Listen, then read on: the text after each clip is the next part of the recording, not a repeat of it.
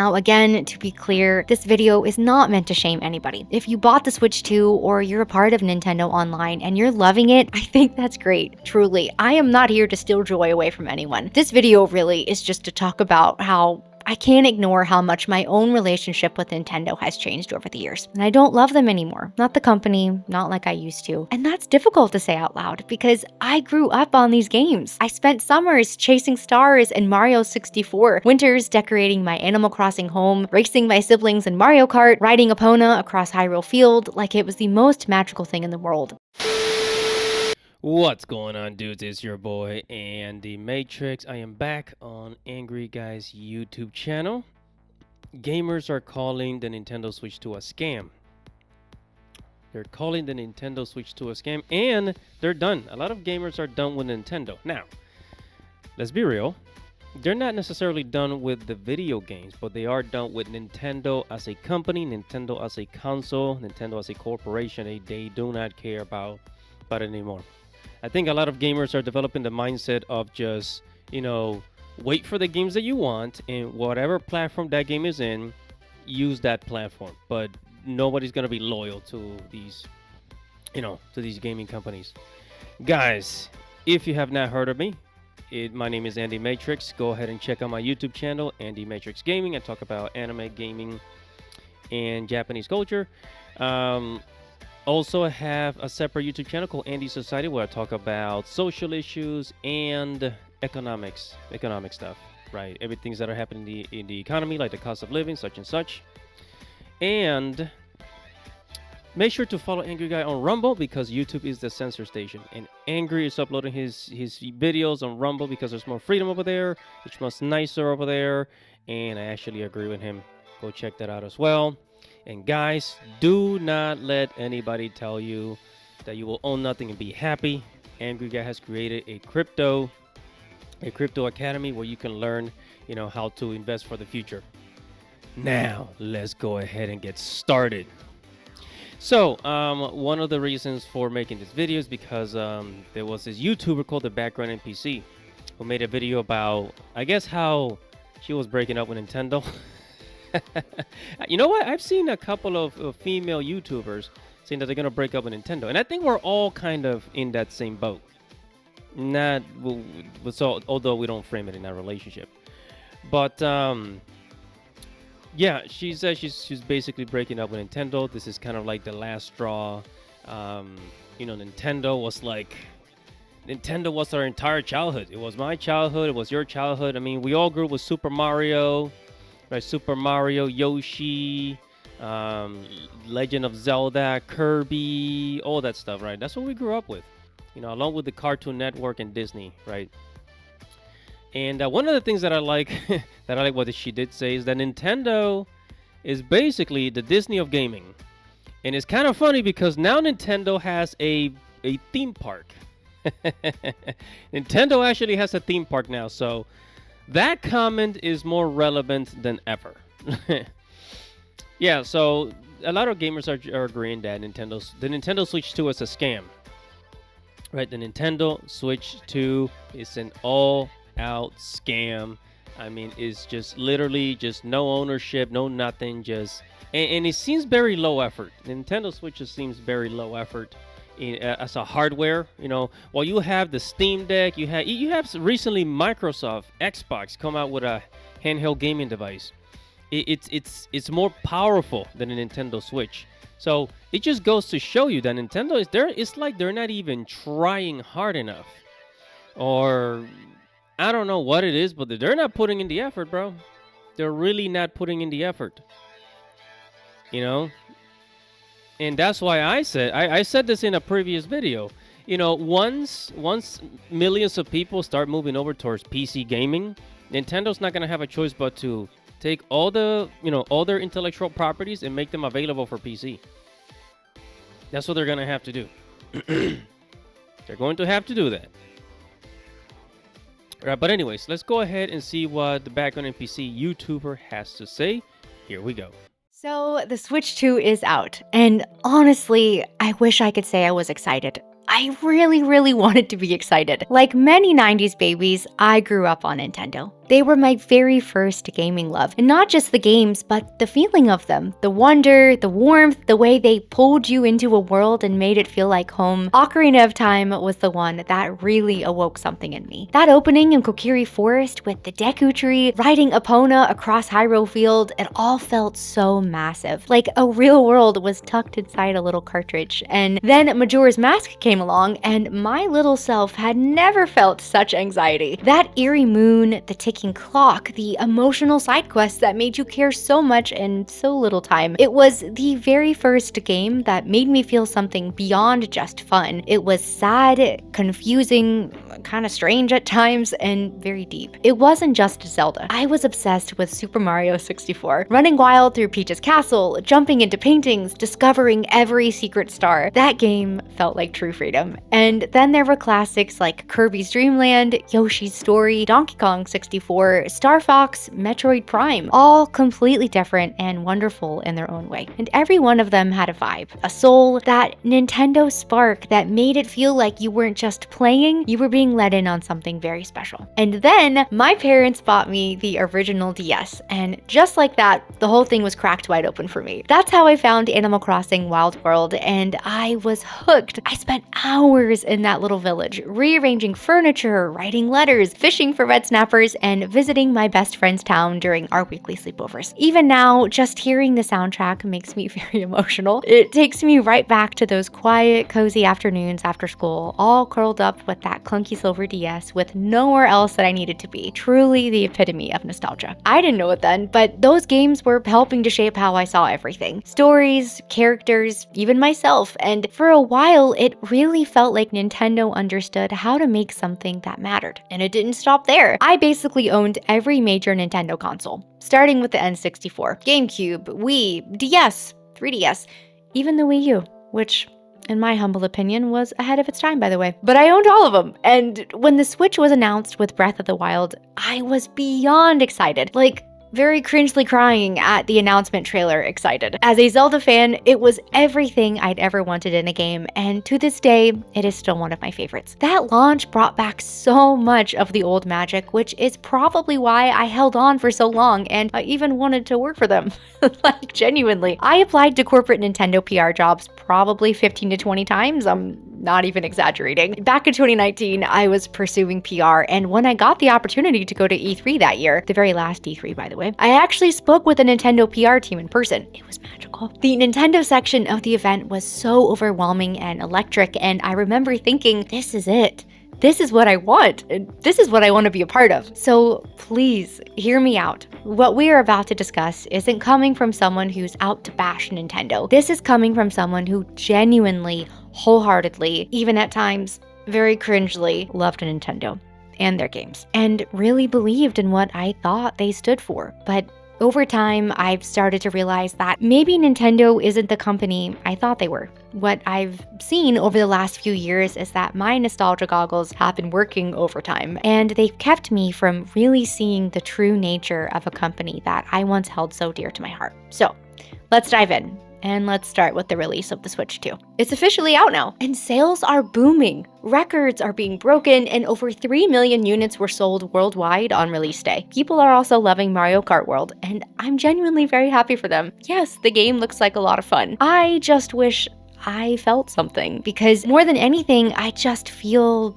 tired. At $450 or $500 if you get it bundled with Mario Kart World, this doesn't feel like a celebration of the next chapter. It feels like Nintendo seeing how far they can stretch our loyalty, how much they can charge us for something that isn't even new, just a little bit newer. And listen, I'm not here to crap on Mario Kart. I actually really like Mario Kart. I do. It's one of those comfort games that's always been there, and it's attached to so many fond memories of playing with friends and family. But even though it looks fun, when that's the flagship title for a brand new console launch, I don't know, I personally just couldn't get behind the hype. It feels kind of boring, safe, predictable. Nintendo isn't asking, hey, what's possible here? They're asking, what can we get away with? Because $80 for Mario Kart World, that's not just a new number. It's a shift in how this industry treats its players. And what surprises me, even though it shouldn't at this point, is that it's Nintendo, of all companies, ushering in this new pricing standard. This wasn't them reluctantly following a trend that I know was inevitable, but this was them leading the charge, setting a precedent, establishing $80 as the new normal, and not with some expansive, genre-pushing new experience, but with an exact game formula that we've literally seen 16 times at this point. And it makes you ask, why? Because meanwhile, I'm looking at games like Helldivers 2, Hi-Fi Rush, Lies of P, Remnant 2, Clair Obscur, Baldur's Gate 3, and so many more. Games that have real creative vision, some with massive campaigns, even some with fleshed out co-op systems, launching at or below $60. And many of these games are taking risks and really pushing boundaries, and somehow they're still finding a way to be more accessible. So when Nintendo drops a new console and leads with yet another Mario Kart at a higher price than ever before, it doesn't feel like they're honoring their legacy. It feels like they're monetizing it, like they're using it against us. Actually kind of feels like a slap in the face that stings pretty badly. And yes, to be fair, the Switch 2 is a technical upgrade. 4K visuals, better battery, smoother performance, more storage, it's all technically better on paper. But it doesn't feel like a new era. It seems like a slightly fancier version of something that we already had. And for me personally, this realization of who Nintendo is not like a sudden moment of awakening. I've quietly been stepping back from them for a while now. And not because I stopped loving their games, but because I started seeing the patterns, the choices, and the shifts. And at this point, it's pretty clear that this Switch 2 release is not just about a new price tag or a genuine attempt at launching something new, it's just another step in the same pattern that's been repeating for years. Back in the day, this used to be the company that took risks, that made magic, that redefined entire genres and invited us into something truly special. But now, kind of just seems like they're relying on the fact that we'll show up no matter what, even though they are so often very anti-consumer. It's because they know our nostalgia runs incredibly deep, and the more I've seen it, the harder it has been to unsee. Nintendo has mastered something I can only describe as weaponized nostalgia. They've turned our childhood memories into a soulless business model, and the part that really hurts is that it works. Yeah. I agree with her. I agree with her with a lot of things that she said. We all grew up with Nintendo, similar to Disney. It gave us just sweet childhood memories. However, little did we know that Nintendo was not family. Nintendo is a corporation. And we have to treat them as such. We have to treat them as such because, corporations do what is in their best interest, what is in their absolute best interest. So, why not you? That's one of the reasons why I really don't understand why so many gamers are like they have like a console loyalty. Like, oh, I'm loyal to Sony, I'm loyal to Nintendo, I'm loyal to Xbox. It's almost like these corporations are like their gods. Now, my God is Jesus Christ. I don't know about you guys, but yeah, I don't worship no corporation. I don't worship no, no no bureaucracy, nothing. When it comes to gaming, I go where the game is at. If the game is on Steam, I buy it on Steam, and that's it. Hey guys, in a world pushing you to own nothing and be happy, crypto is your key to survival. Join Angry's Crypto Academy to master buying, selling, and trading crypto. Make huge profits and safeguard your wealth. Plus, discover the one crypto virtually no one is talking about, poised to create new millionaires in the upcoming bull run. The link is in the description of the video below. Go check it out now. Okay, I don't kiss nobody's ass. But anyways, yeah. So Nintendo. I mean, throughout the years, you got to remember that Nintendo was like the first. I think they invented the first gaming console, right? The Game Boy, then the Game Boy Advance. The handheld. They created the first handheld game, the first home console, right? They're the ones that started that, and then we got the PlayStation, and then in the 2000s we got the Xbox, right? So if it wasn't for Nintendo, we wouldn't have a whole bunch of other stuff. But yeah, it looks like much like Disney, Nintendo is just going down the drain. It's kind of sad because I did want to go to their theme park, and I mean I might still go. I might still go just for fun. Again, just for the games, for the games, know what you're doing. But let's go ahead and continue on with the background NPC's YouTube channel, and let's let her finish her talk. Here we go.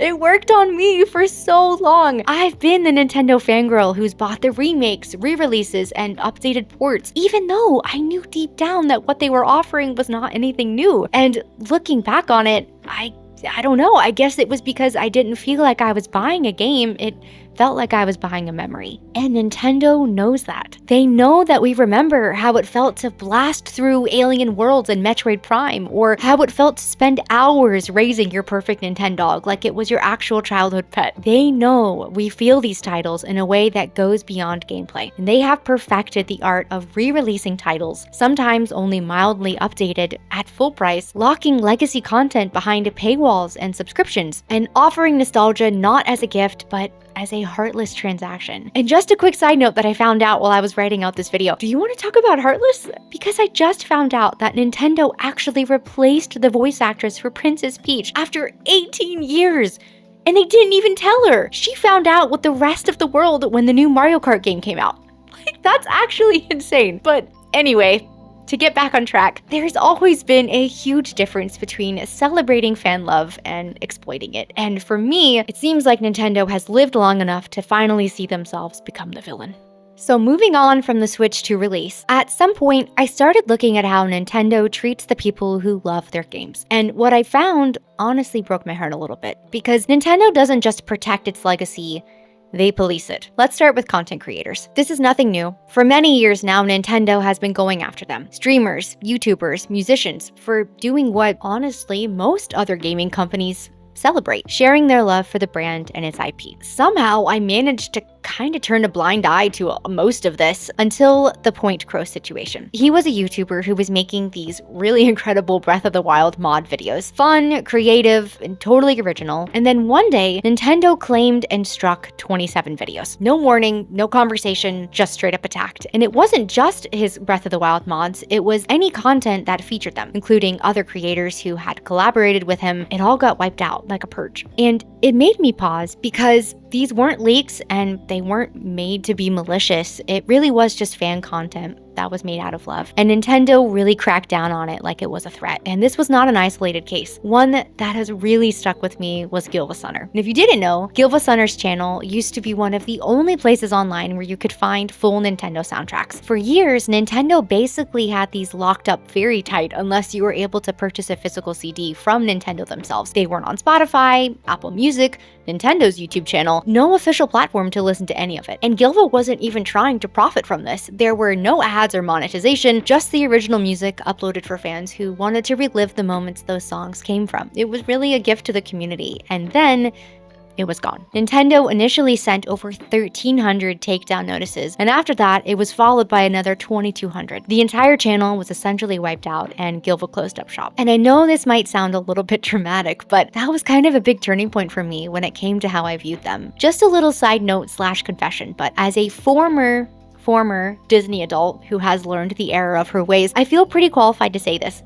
Nintendo really is the Disney of gaming. They're wholesome on the surface, very full of magic and memories, but underneath, there's a very quiet, corporate, malicious control. And both companies know how to tug at your childhood heartstrings while handing out copyright strikes and ulterior motives on the side.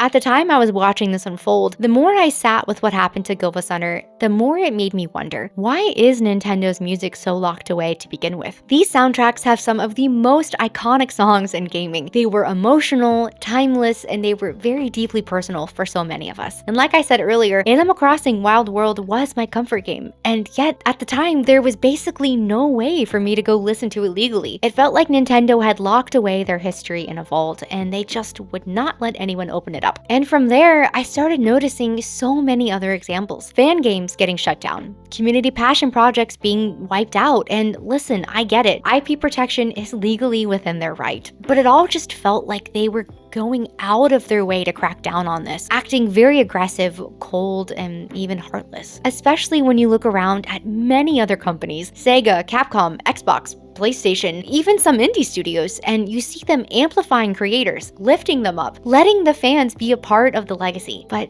Nintendo doesn't really do that. They continue to pull the plug again and again, and over time, I started wondering if maybe I had just been giving them the benefit of the doubt simply because I grew up loving them. So at this point, after the Gylfasunner takedown, I had already started to feel uneasy. The creator takedowns, the fan projects, the legacy content, it was all feeling a lot more controlling than caring. But the moment that truly stopped me in my tracks was when I heard the story of Gary Bowser. And I'll be honest with you, I didn't even know about any of this until I listened to an episode of Darknet Diaries, which, by the way, Jack does an incredible job explaining all of this. I'll link it in the description for you. Now, I obviously knew at this point Nintendo could be very protective of their IP, but this was on a whole other level. Gary was a part of a group called Team Executor, and what they did was build and sell mod chips, little pieces of hardware that you could install in your Nintendo consoles to run homebrew apps, custom firmware, and yes, pirated games. But people also use those mods for stuff that wasn't necessarily piracy. They used it to run backups of games they already owned, or just experiment with the system for their own personal use, things that were really never going to be available through Nintendo directly. Gary essentially became the fall guy for the entire organization, and Nintendo came down on him in a way that was very extreme. In 2020, Gary was arrested at gunpoint in the Dominican Republic and extradited to the US. By 2022, he'd been sentenced to 3 years in prison and ordered to pay $14.5 million in damages, $4.5 million in restitution, and then another $10 million from a civil suit. And after he got out early, he still owed all of it. And he started paying Nintendo back 25 to 30% of his monthly income, which at one point was just $25 a month from his prison library job. He'll basically be paying them for the rest of his life. When I heard that,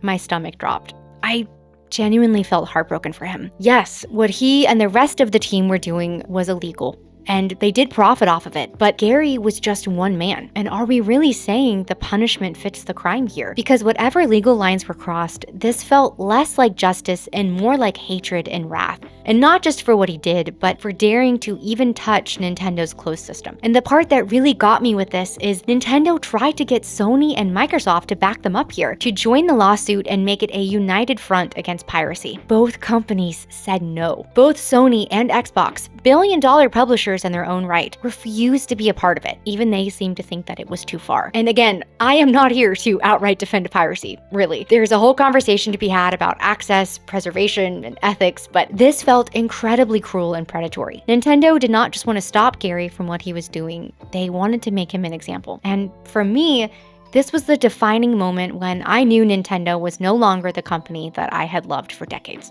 Yeah, that's right. That is right. That is right. Nintendo goes after its fans similar to Disney. That's something that the two of them have in common. They don't like, Disney doesn't like it when people do fan art. Nintendo doesn't like it when people do fan art on the internet. You could be minding your own business at home, locked away in your room, and there'll be a Nintendo sniper from some building looking at you from a freaking sniper telescope, wondering trying to see if you're making some Nintendo fan art to post it on the internet, looking for ways to sue your ass, right? Yes, Nintendo's the Disney of gaming. Nintendo's the Disney of gaming. Nintendo has thrown people in jail. They've gotten rid of YouTube channels. They have canceled YouTubers, and I would not be surprised if Nintendo sends a hitman after you, for doing some fan art or whatever. And it's really sad because there's people that create devices. Right, they create devices like add-ons, accessories for the Nintendo Switch, and some of those companies get in trouble. Now, again, to be clear, this video is not meant to shame anybody. If you bought the Switch 2 or you're a part of Nintendo Online and you're loving it, I think that's great. Truly, I am not here to steal joy away from anyone. This video really is just to talk about how I can't ignore how much my own relationship with Nintendo has changed over the years. And I don't love them anymore. Not the company, not like I used to. And that's difficult to say out loud because I grew up on these games. I spent summers chasing stars in Mario 64, winters decorating my Animal Crossing home, racing my siblings in Mario Kart, riding Epona across Hyrule Field like it was the most magical thing in the world. And for me, these were not just games. They were a part of my childhood. And that's why all of this hurts so much, because the company that once led with a full heart and love for gaming feels like it's running on autopilot, giving us the absolute bare minimum. Comfortable, safe, lazy, greedy. We're getting less and paying more. And look, the industry as a whole is a bit of a mess right now, but it's still fair for us to ask for better, to feel valued as customers, to want these companies to care. And for a long time, I really believed that Nintendo did, that they were different, that they stood for something. But now it's hard to see how that could still be true. I always joke that my relationship with Nintendo is super toxic because even after all of this, even after how I've seen how they treat their consumers and fans, part of me still hopes that they'll change because they could. It really would be so easy. If they wanted to, they could be the company that supports creators instead of silencing them, shares their legacy instead of locking it away, prioritizes joy over control, and evolves instead of punishing innovation. I really would love nothing more than to fall back in love with them. But right now, it just seems like Nintendo is going to keep being Nintendo. Just very stuck and too happy to stay that way. The love that I once had for them was so real and the magic really mattered. But the company behind that magic, it feels further away than ever. Right? Some of those companies get in trouble, but Nintendo doesn't like that because since they're not profiting from that Nintendo case that that you invented for gamers, they're like, oh no, sorry, you can't do that. Now we're gonna have to try and sue your ass. It's crazy.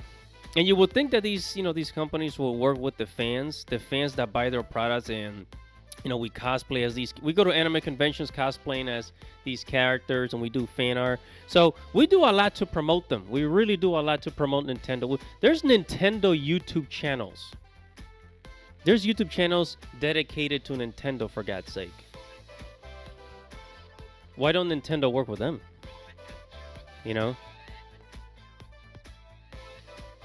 But again, don't be loyal to any company, as their priority is not the customer, it is money. It's about the money. It is about the money. Yeah, but the modern day, the Nintendo Switch 2 is a scam, and a lot of people are opting out of Nintendo mentally, right? Mentally. And this is just gonna, Nintendo's just pushing more people towards PC gaming. And as far as theme parks, I think Universal Studios going to do much better. Universal Studios, I think they might start expanding more. They're, in the future, they're probably going to have more rides. Probably they already added. I think they added an anime section. Universal Studios, they have an anime section over there in Universal, and I wouldn't be surprised if they start adding more gaming stuff since gaming is becoming so big. Gaming is becoming bigger than Hollywood and the music industry put together.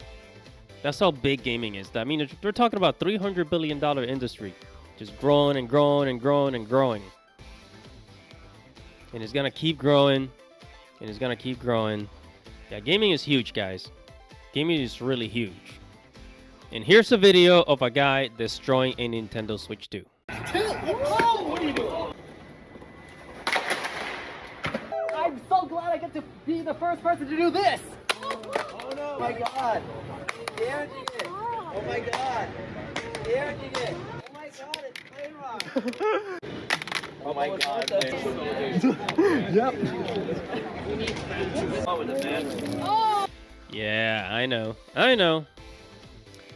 All right, but yeah, guys. Honestly, I'm never buying a console. I think when the PlayStation 6 comes out, I'm not buying it. When the Nintendo Switch 2 comes out, I'm not buying it.